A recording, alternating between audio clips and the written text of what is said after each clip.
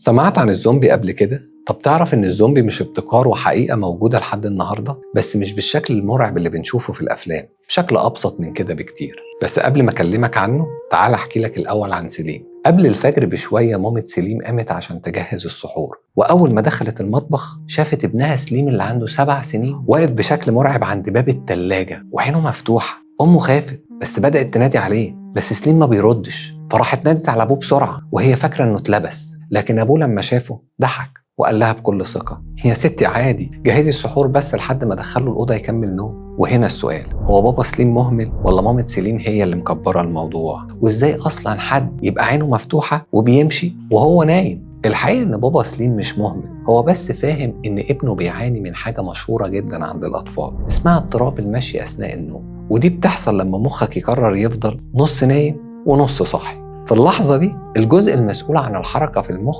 بيفوق، بس الجزء المسؤول عن الوعي والذاكرة بيفضل في سابع نومه. عشان كده سليم عينه مفتوحة وبيمشي، بس هو مش هنا، هو حرفيا شبه الزومبي، بيتحرك من غير إرادة ولا وعي. طب ليه ده بيحصل؟ العوامل المحفزة للموضوع ده ممكن تكون ضغط نفسي وإرهاق، زي مذاكرة كتير ولعب كتير أو حمى الأطفال. طب إمتى نخاف فعلا؟ لو المشي أثناء النوم بيحصل أكتر من مرتين في الأسبوع، أو لو الشخص بيعمل تصرفات خطر وهو نايم، زي مثلا إنه يحاول يفتح باب البيت أو يطبخ، أو لو الموضوع كمل معاه لحد بعد سن المراهقة. طب والحل؟ تعالوا نجرب مع بعض البروتوكول ده. أول حاجة، ثبت مواعيد النوم حتى لو في رمضان.